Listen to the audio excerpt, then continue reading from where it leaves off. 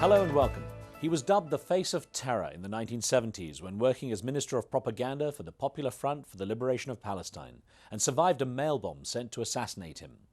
Now he's a strong advocate for a peaceful approach to solving issues in the Middle East. This week on One, meet one of the closest advisors to the late PLO leader Yasser Arafat, Palestinian activist Bassam Abu Sharif.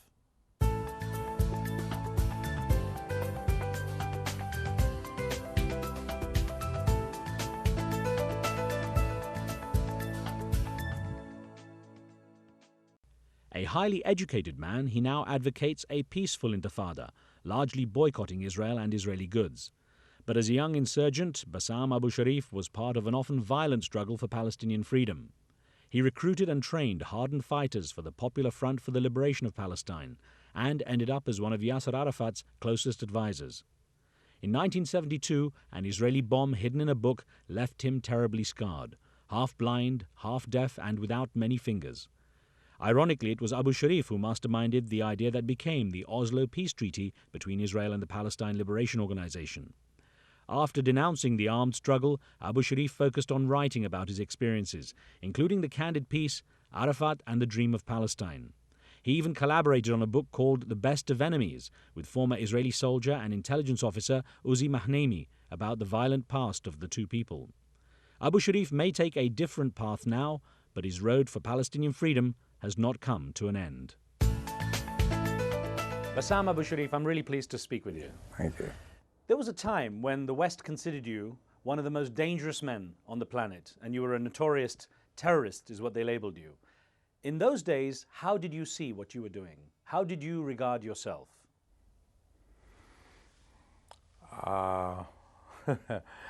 Well, I have no problem in having the West calling me a terrorist whatsoever.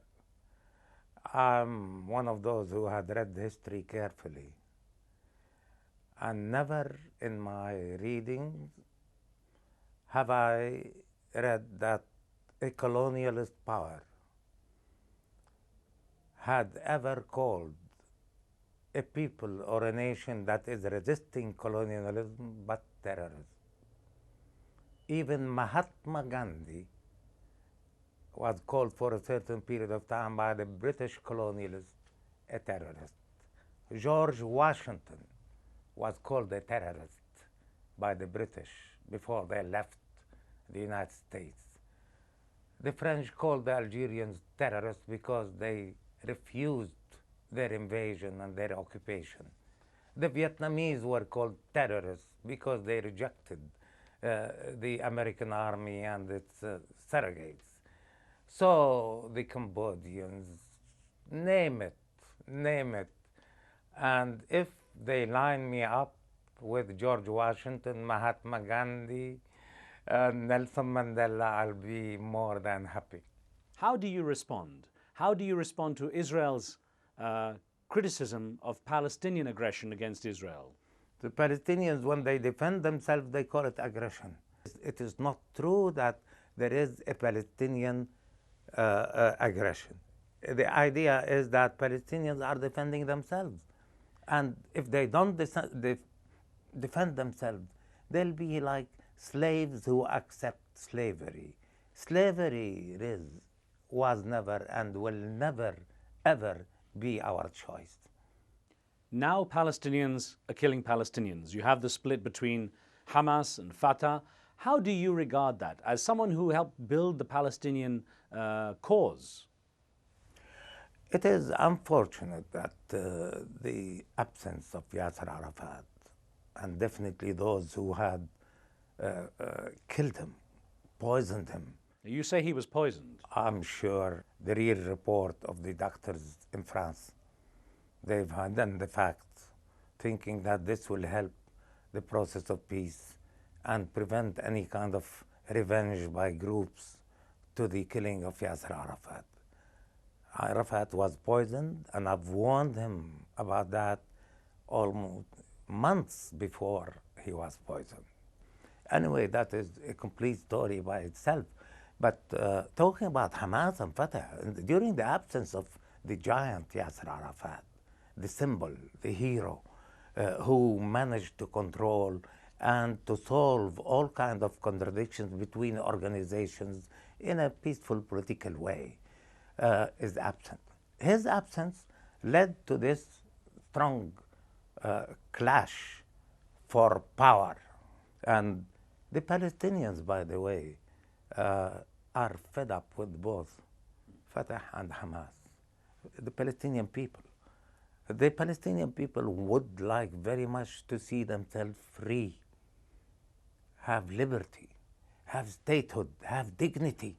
And they consider this kind of organizational clash only fighting for further gains, further corruption, further organizational interest, if we don't want to say personal interest.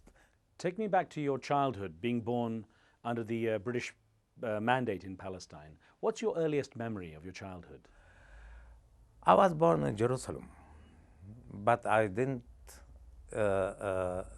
live many years when I was a child in Jerusalem, because my father had to move to East Jordan. It used to be called Transjordan. So I lived most of my life in school, till high school in Jordan. But every summer I used to go back to Jerusalem and to stay with my aunt or grandfather. Or I loved Palestine. I'm one of 9. I'm the only one who used to go during summer back to Palestine. The rest, the 8, didn't care about going back to Palestine. I studied in a French school, and then I was accepted at the American University of Beirut, and I finished in 1967. I studied chemistry and economics.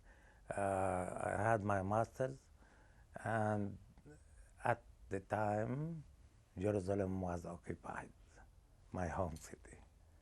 That was a real turning point in my life. It was different because I faced what I've never faced before. I went back to Jordan, so I tried to go to Jerusalem. I was prevented. Broken bridge, and the soldiers, Israeli soldiers, waved me away from the bridge. And I've seen thousands of people moving through the bridge. Then I went to Amman. They had a temporary camp for refugees near Zizia. It was windy, sandy. The tents were about to be blown up by the wind. Little kids, dirty water, and young ladies who are practically without clothes. And I was so much in pain for seeing my people like that. At what point did you realize that you had to be more active politically, perhaps a little more radically? After the 67, the defeat created all over the Arab world the darkness of indignation, frustration, the defeat of Abdel Nasser, Syria, Jordan. Just like that, Diane boasting about the 6 hours war, and telling David Frost and answering his question. David Frost was asking him, do you think that God was on your side? And Diane looked at him and said, no, I think we were on his. That was peak of arrogance, you know.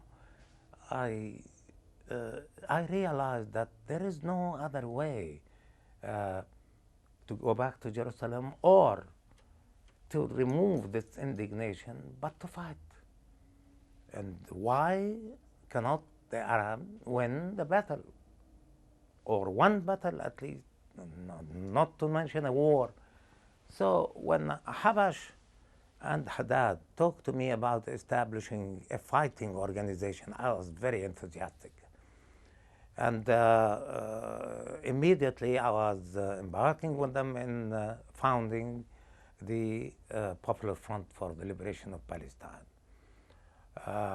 Training young Palestinians, arming them, pushing them to the occupied territories, operations against the Israeli patrols, military targets, Uh, at that time, I knew Arafat closely, and I liked him a lot. How did you develop that close relationship? How did you connect? I met him before, but didn't have time to get to form an impression about him. I started forming an impression about him in the Karama, in one of the caves, where the leadership met to decide whether to confront the Israelis or to withdraw. And Arafat was determined, decisive. And he was telling, look, he was a young man, if we manage to destroy one Israeli tank, we will remove all this indignation of the Arab nation. I want the Arab nation to see one Israeli tank destroyed. Half of the Fidayeen withdrew. The rest remained. And we have ambushed the tanks, to the extent that Israel had to ask the Red Cross for ceasefire to pull out its dead and injured and destroyed tanks. But photographs were taken. And for the first time, front pages of Arab newspapers destroyed Israeli tanks, burned soldiers, and so on. So that was it. Afterwards, we've received thousands, tens of thousands of volunteers from the Arab world, from the region, from everyone. We couldn't cope up with this. So the need to fight didn't give me any illusion, Riz. I never, ever had the illusion that we can defeat the Israeli army. Bassam Abu Sharif, I have many more questions for you. We're going to take a very short break here, more one-on-one in just a moment.